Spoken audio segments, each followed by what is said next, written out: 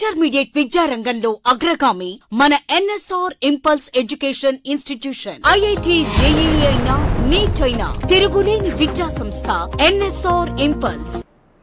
Good morning. Let us continue 7th A group. We were studying chlorine preparation methods. So the next method is industrial method is nitrosyl chloride method. Nitrosyl chloride method.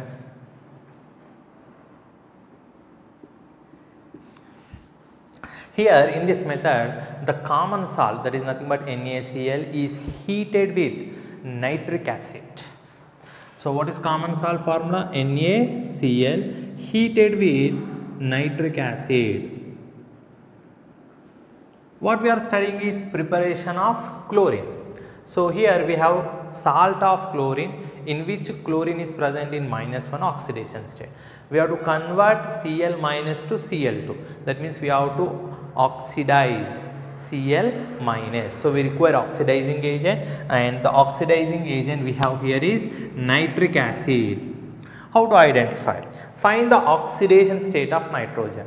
The oxidation state of nitrogen is +5. So it is present in its higher oxidation state. Nitric acid is a powerful or good oxidizing agent. Good oxidizing agent because nitrogen is present in +5 oxidation state. Here chlorine oxidation state is -1. So what we get here is sodium. It cannot be oxidized, it will be present in Na+. It combines with oppositely charged ions provided by nitric acid, that is nothing but nitrate ions. So what we get is NaNO3. Hydrogen, it is already oxidized H+, so it combines with oxygens to form water, and leftover is Cl minus, that is liberated as Cl2, forming nitrosyl chloride. Now remember, the nitrogen in nitric acid is present in higher oxidation state, right? It is oxidized, it is acting as oxidizing agent, it itself has to undergo reduction. In these nitrate ions, the nitrogen oxidation state is +5, right? But it should be reduced. So it is reduced to NOCl, nitrosyl chloride, NOCl. Right, let us try to balance this. So we require here 2 + 1, 3 chlorines, at least 3 chlorines. So I am writing 3 NaCl, 3 sodiums, 3 NaNO3. So 3 nitrate ions plus 1 nitrogen, 4. So I will write 4 HNO3, 4 hydrogens, 2 H2O. So out of 4 nitrate ions, 3 remains as such, 1 is reduced to NOCl, right? NOCl. So chlorine oxidation state is 0. So NOCl, oxygen -2, chlorine +1, nitrogen will be +1, +5 to +1. Now this nitrosyl chloride can be reused to oxidize NaCl or to produce this nitric acid. Right? Instead of using fresh nitric acid, we can use NOCl, or from NOCl we can produce chlorine also. Let us see how. NOCl, when oxidized in the presence of air, the NOCl that is obtained, it is separated and oxidized by exposing to air, right? So we require chlorine, so I am taking 2 moles. Cl2 gas is released and 2NO2, it will be oxidized to NO2, both are gases. 2 2s are 4, 2 + 2 4, 2 nitrogen. Yes, it is balanced. Chlorine +1 to 0.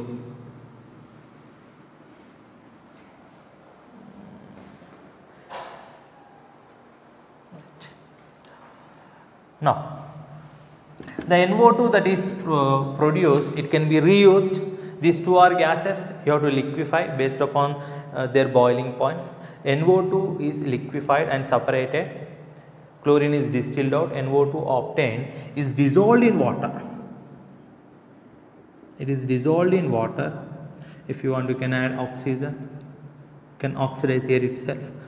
resulting in the formation of nitric acid.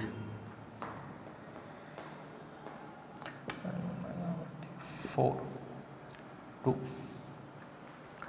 We'll get 4 HNO3, 4 hydrogens, 2 2 is 4, 4 nitrogens, 4 2 is 8, 9, 10, 11, 12, 4 into 3, 12. So again this nitric acid can be used.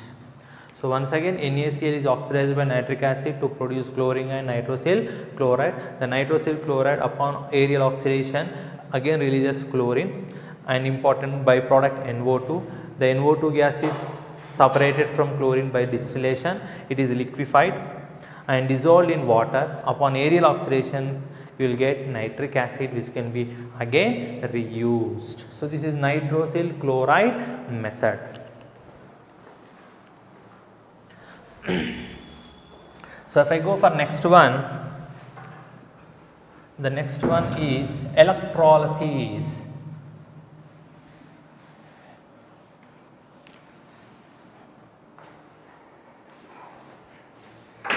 So what happens in electrolysis? In electrolysis,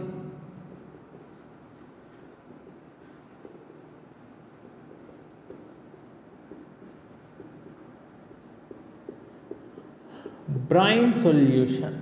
Brine solution is nothing but aqueous NaCl solution. So I am just drawing a electrolytic cell containing 2 electrodes. So this is one electrode, another electrode connected to the external source, nothing but battery. One is negatively charged, other is positively charged. Negatively charged means electron is the external source like battery, right? Electrons enter into the cell. So electrons are entering into the cell through this electrode. Electrons carry negative charge, therefore this electrode also carries a negative charge. Negatively charged electrode we call it as cathode. Negatively charged electrode we call it as cathode. Electrons in the cell move from solution, bulk of the solution, to anode because it is positively charged. Positively charged electrode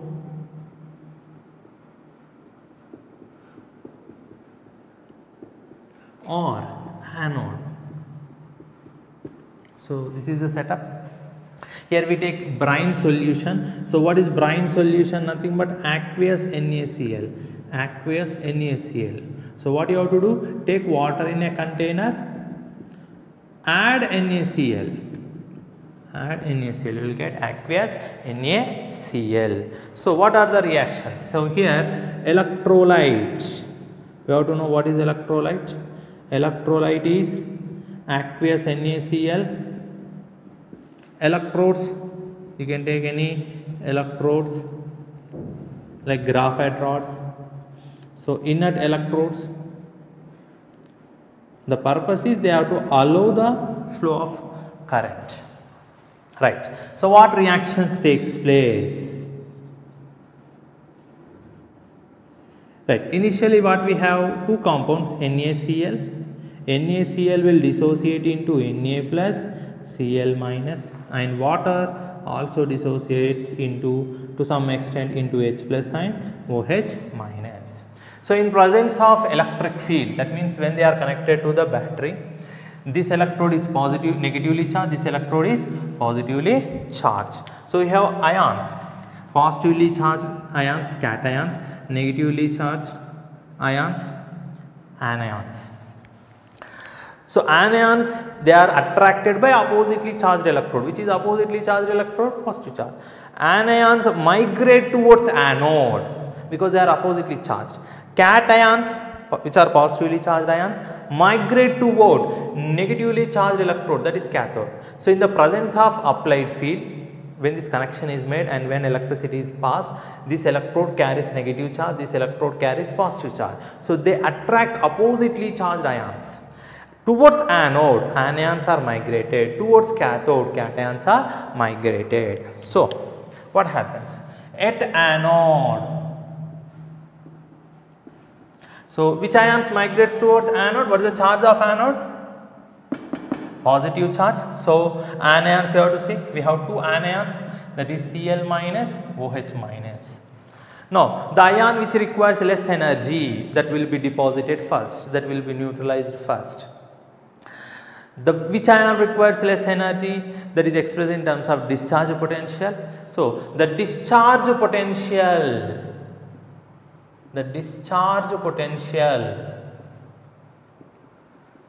of Cl minus is less than discharge potential of OH minus. So as long as Cl minus is present, OH minus ion remains as spectator ion. So Cl minus ion is discharged, its charge is neutralized, that means you have to remove this negative charge. So here loss of electrons takes place. Loss of electrons, we call it as oxidation. Oxidation occurs at anode. De-electronation takes place to neutralize the charge, resulting in the liberation of chlorine gas. At cathode, so cathode is negatively charged electron. Therefore, which ions migrate? Oppositely charged, that is nothing but cation. So what are the cations we have here? Na plus H plus. Na plus H plus. So there is competition between these two. Which should be discharged first? The ion which has less discharge potential. So the discharge potential of H plus is less than, that is Na plus. H plus readily accepts electron compared to Na plus.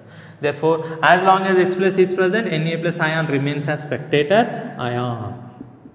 So to neutralize the charge, it has to gain electron, it gains electron and converts into H2. Addition of electron, gain of electron is nothing but reduction. Reduction occurs at cathode. These together takes place, therefore we call it as redox reaction. Right. So at anode, which gas is released? Chlorine gas. So this is one best preparation method. Brine solution. And one more important point, when I take water, its pH is 7. When you add NaCl, pH still remains 7. But after electrolysis, this is before electrolysis. After electrolysis, what happens? Now when I dissolve NaCl in water, what are the ions that are present? Na plus, Cl minus and some H plus and OH minus. So as the process takes place, now remember, number of H plus and OH minus are same, therefore water pH will remain same. Salt hydrolysis doesn't take place because NaCl is salt of strong acid and strong base. No hydrolysis, no salt hydrolysis, so pH remains same. But after electrolysis, what happens? As electrolysis takes place, Cl minus is converted into Cl2. That means the concentration of Cl minus ion keeps on decreasing. Next, at cathode, H plus is converted to H2. That means H plus ion concentration also decreases. H plus ion concentration also decreases. Then the number of OH minus ions will be greater than number of H plus ions. Right? Number of OH minus ions is greater than number of H plus ions, or simply Na plus will combine with OH minus to form NaOH. Therefore, the pH of the solution increases. The solution becomes basic. Slowly NaOH concentration increases, and one of the important byproduct is sodium hydroxide.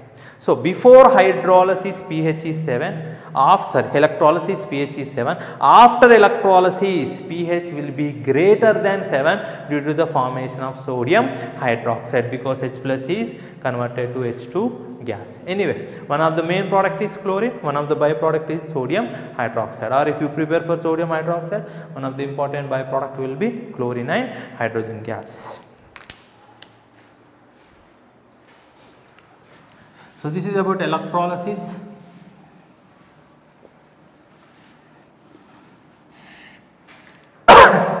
So how to determine the discharge potential, that we will study in electrochemistry, right, in the second year, right. So actually it is determined experimentally, but we will see in detail in electrochemistry.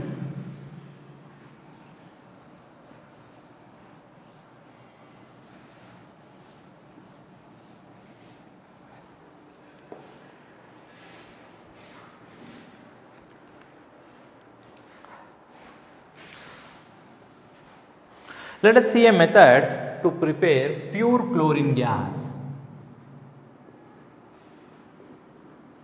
How to get pure chlorine gas? By heating heavier metal oxides, right?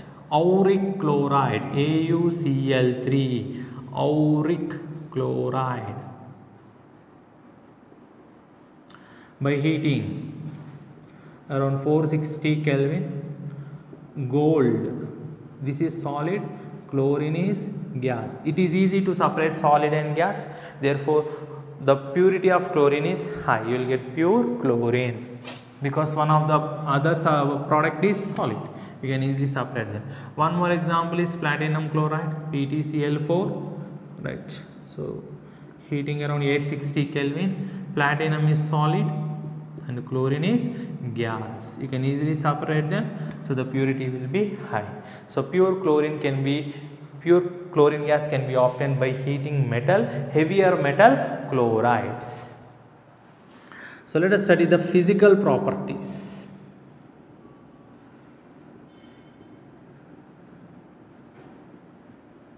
Let us study the physical properties. Chlorine, already we have studied, is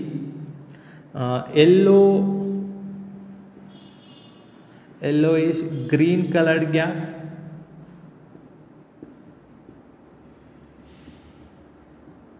Yellowish green colored gas. It has pungent odor, gatana vasana, pungent odor. It is poisonous in nature. In large quantities, it is poisonous. So it is poisonous in nature. If you are exposed continuously for a long time, right, in large quantities, then it is poisonous in nature. And it is heavier than air. And the density is greater than that of air, heavier than air. So coming to its boiling point, around 238 Kelvin, melting point 172 Kelvin. Now chlorine dissolves in water to form hydrated chlorine molecules, yellow crystals you will get. For example, Cl2.H2O. Right. So if you dissolve chlorine and if you crystallize it, you will get crystals of Cl2.H2O, hydrated chlorine molecule, right, having yellow color to the crystals, imparting yellow color to the crystals. Let us study chemical properties.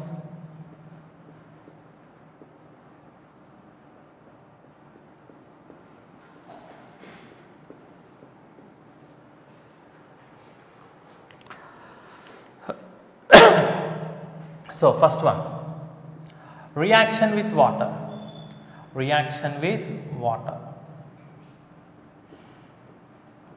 Chlorine dissolves in water and the solution is known as chlorine water. Chlorine dissolves in water and the solution is known as chlorine water. So Cl2 plus water, what we get is HCl plus HOCl, hydrochloric acid and hypochlorous acid. HCl is called as hydrochloric acid, HOCl is called as hypochlorous acid. So together we call it as chlorine water, but HOCl, hypochlorous acid, is unstable. Therefore spontaneously or on allowing it to stand, it decomposes into HCl and nascent oxygen.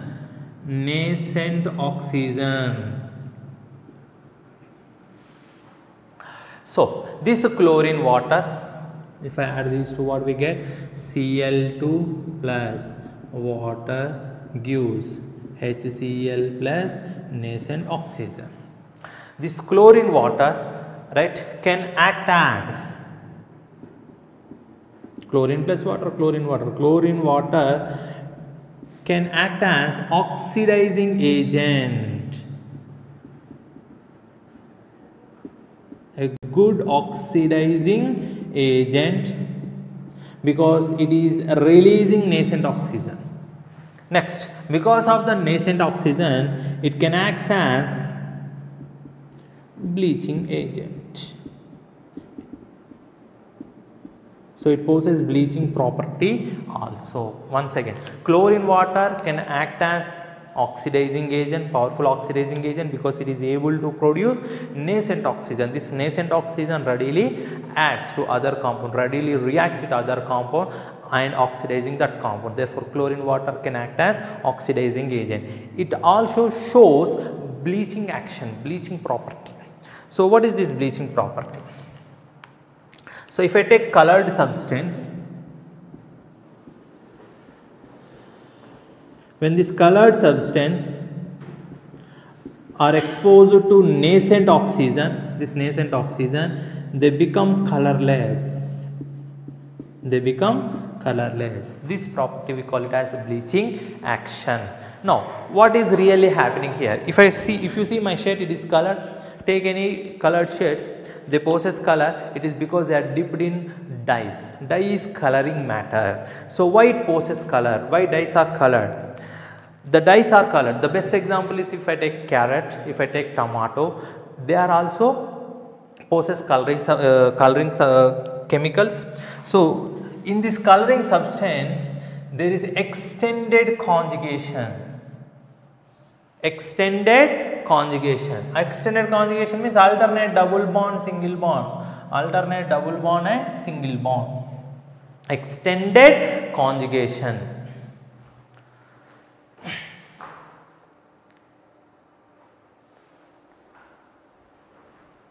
Extended conjugation. Extended conjugation means alternate double bond, single bond. Because of this, what happens? The pi electrons are excited and de-excited in visible region.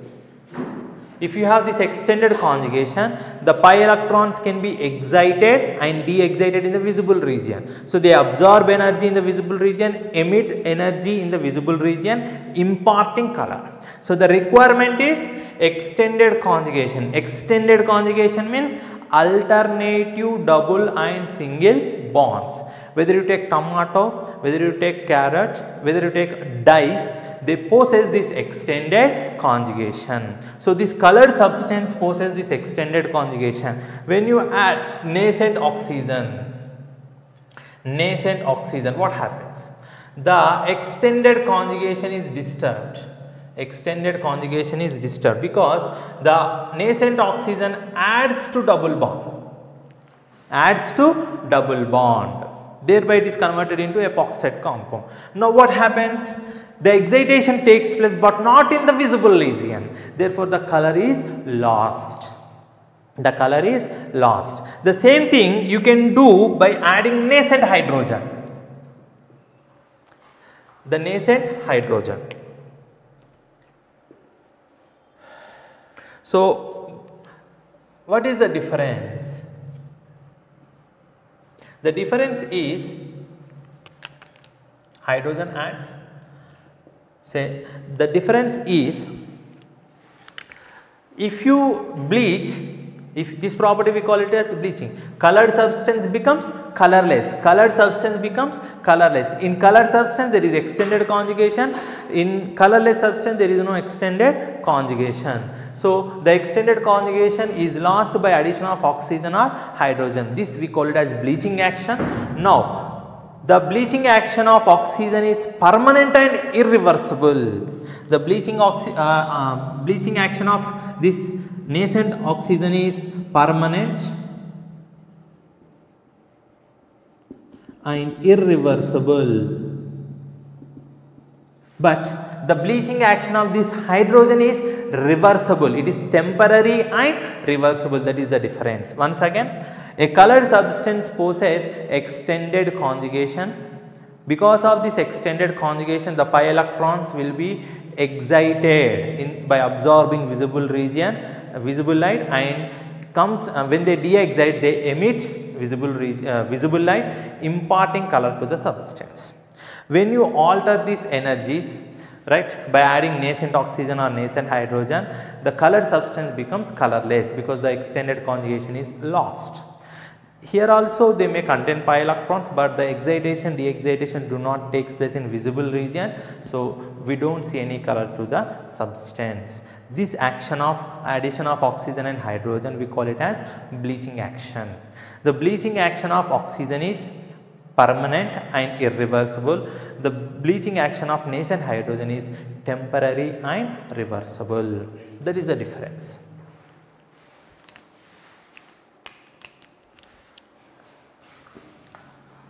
So that is the first property, reaction with water.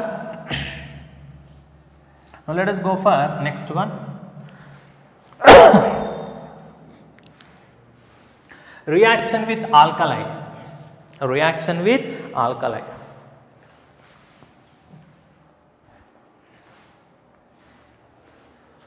This is very important bit, particularly in EAMCET and mains.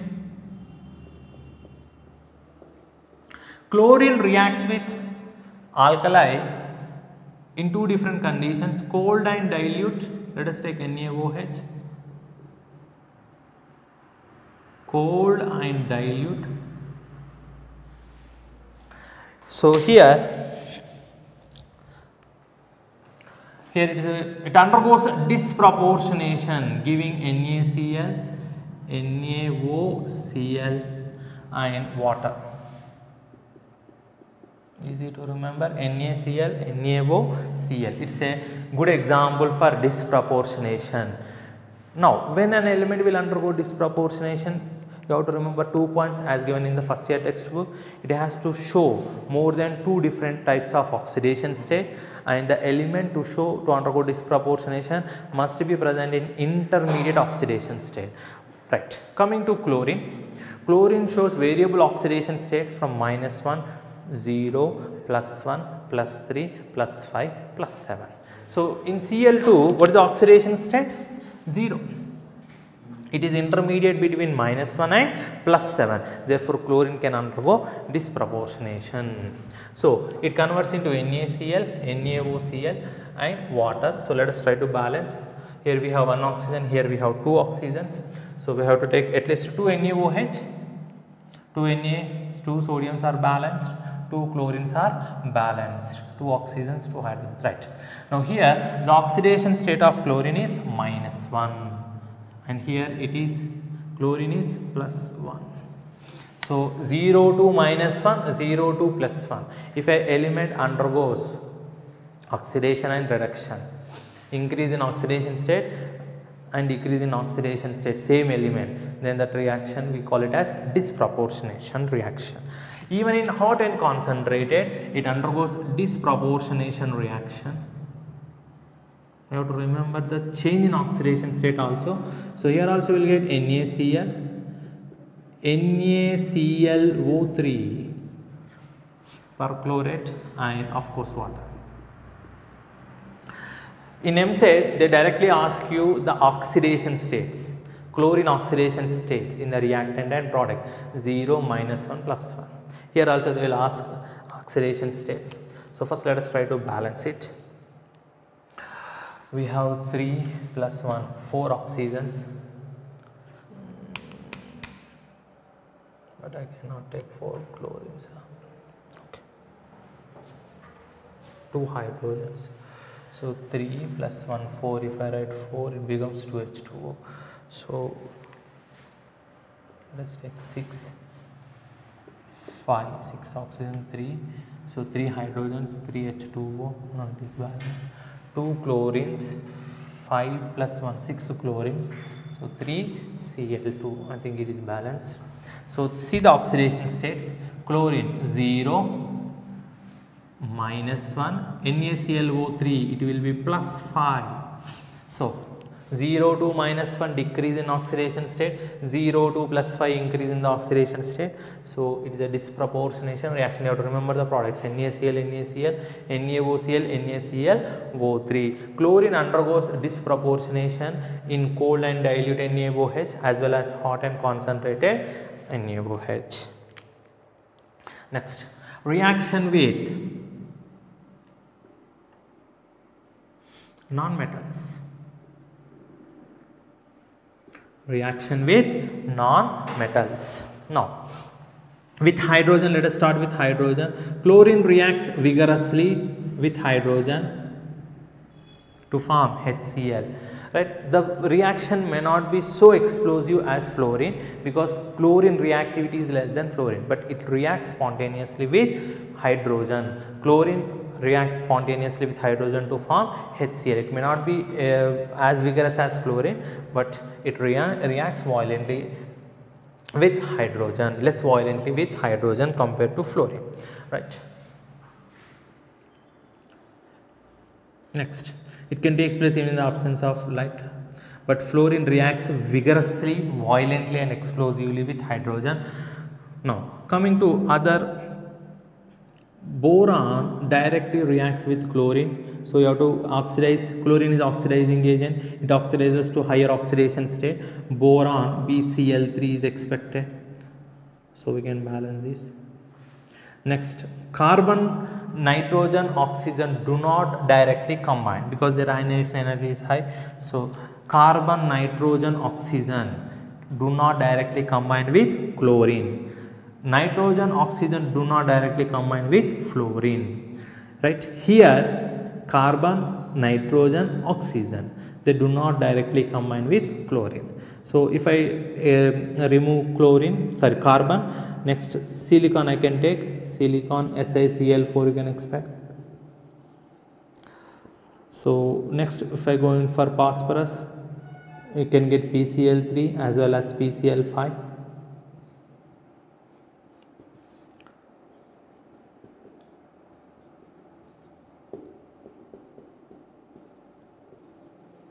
So sulfur, again sulfur reacts normally.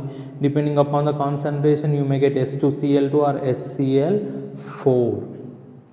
S2Cl2 or SCl4. Will not get SCl6. That is not possible because SCl6 is unstable.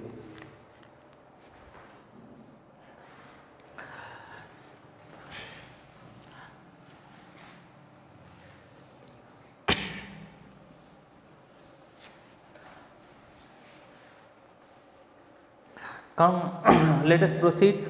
Next one is reaction with metals.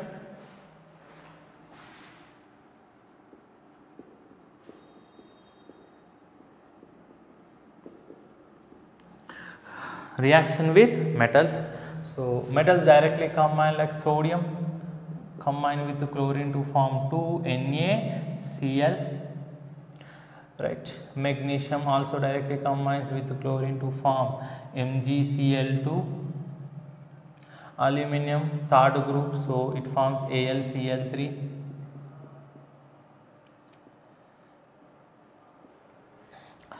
If an element shows 2 or more oxidation states, right? For example, copper +1 +2. For example, iron +2 +3. When they directly combine with chlorine, they are oxidized to higher oxidation state, CuCl2 +2, 0 to +2, chlorine 0 to -1.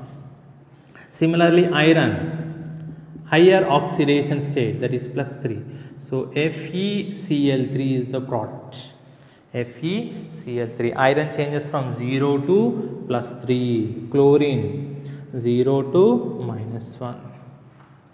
So when you have a metal which can show 2 or more oxidation state, then the metal is oxidized preferentially to its higher oxidation state. Reaction with other halides. This is very important. So if I take other halides, chlorine can displace bromine from bromide. where this X is bromine and iodine. It cannot be fluorine. Remember, chlorine cannot displace. Chlorine can displace bromine from bromides, potassium bromide, iodine from potassium iodide or iodide salts. Fluorine can displace, note.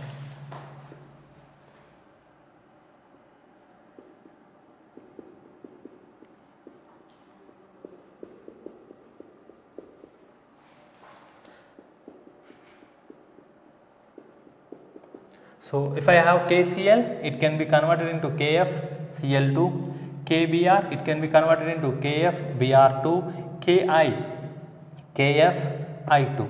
So, fluorine can displace chlorine from chlorides, bromine from bromides, iodine from iodides, because it is stronger oxidizing agent than these three. But chlorine can only displace bromine from bromides, iodine from iodides. It cannot displace fluorine from fluorides, because chlorine is not stronger oxidizing agent than fluorine. So, it can only displace bromine and iodine. If I take bromine, Br, it can only displace iodine from iodides, not chlorine and bromine, because bromine is lesser or weaker oxidizing agent than fluorine and chlorine. Iodine cannot displace any halogen. Right. This is with other halides. Next, with ammonia.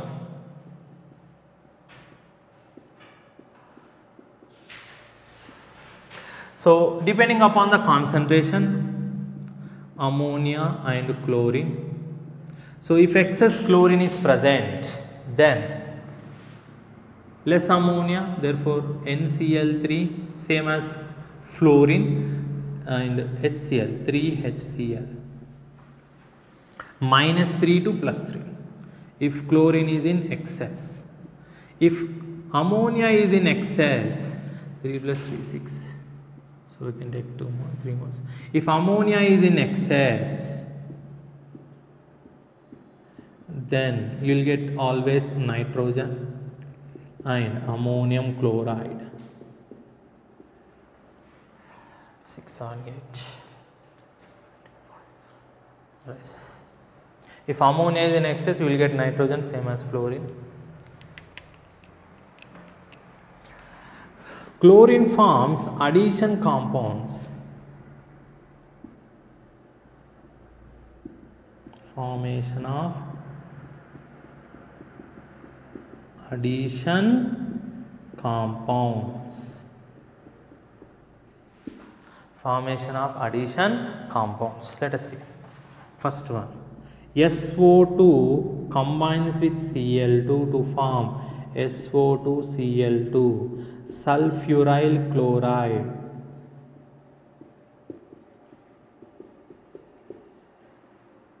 Next, carbon monoxide, COCl2, phosgene.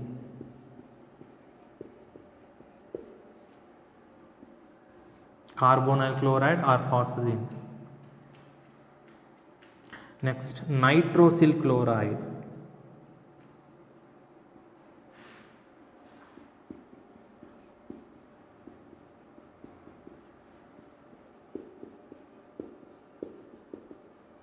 Carbonyl chloride, nitrosyl chloride.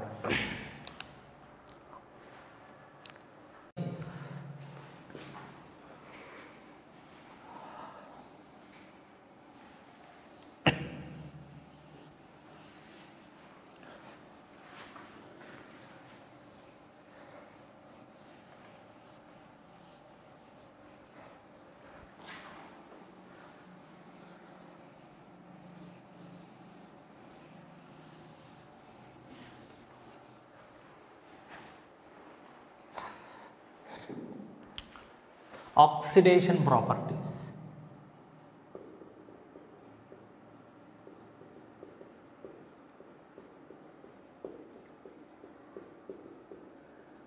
Oxidation properties. Right. Ferrous sulfate ferrous to ferric, ferrous sulfate to ferric sulfate, oxidation of ferrous to ferric sulfate. So FeSO4 in presence of acidic medium chlorine. So what is happening here? Ferrous, FeSO4 is ferrous, its oxidation state is +2, right? It is converted into ferric. So here H2 combines with Cl2 to form 2HCl, one sulfate ion adds to this to form Fe2SO4 taken thrice. So balancing it, 2Fe2, ferrous to ferric, ferric sulfate, because its oxidation state is +3. Fe, ferrous to ferric sulfate. Right, next one, sulfide, Na2SO3, sodium sulfide. So H2O plus Cl2 gives 2HCl plus nascent oxygen, 2HCl plus nascent oxygen. That nascent oxygen is added to this, it becomes Na2SO4. It becomes Na2SO4. Addition of oxygen, oxidation. So clearly you can see this is its oxidation state is +5. Now this is +6. Chlorine oxidation state is changing from 0 to -1.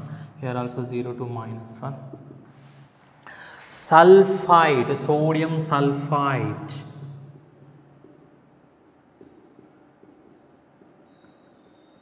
To sodium sulfate. So how to remember this? H2O plus Cl2 gives 2HCl plus nascent oxygen. That nascent oxygen is added to this Na2SO3 to form Na2SO4. Addition of oxygen is oxidation. H2S plus chlorine. So what we get is HCl plus sulfur. So chlorine is not as much as reactive like fluorine. If I place fluorine, you will get SF6, but here you will get only sulfur. Now see sulfur, -2 to 0, oxidized. Chlorine, 0 to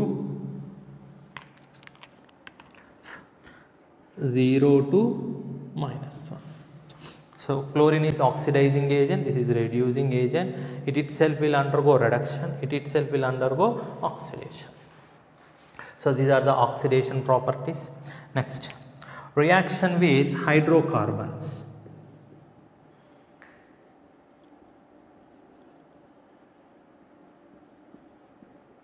Reaction with hydrocarbons, right? So the first one is with alkane, for example methane.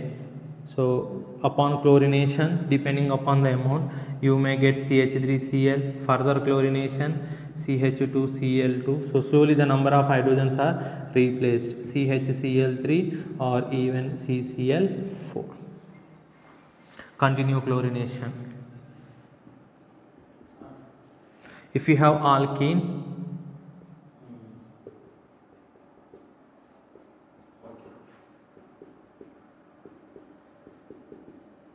chlorine is added to it. So even benzene chlorination can be done.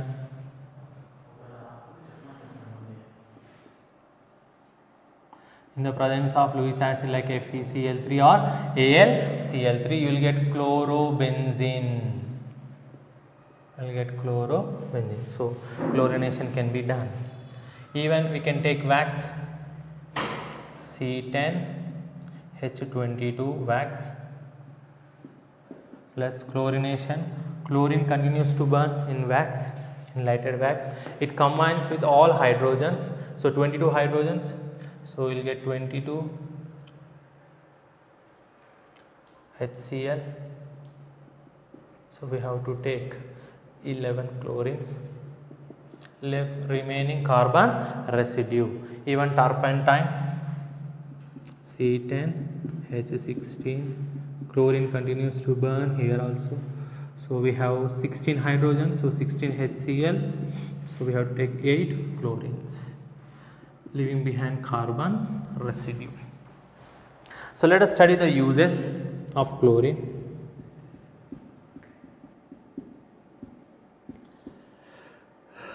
It is used in sterilization of water,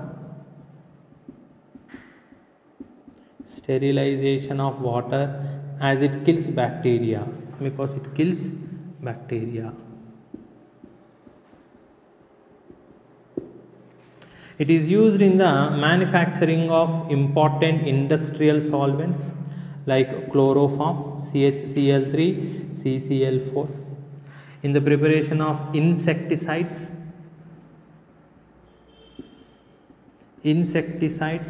like DDT, benzene hexachloride. In polymers like TEF. In polymers like rayon or fluorochlorocarbons, polyvinyl chlorides, etc.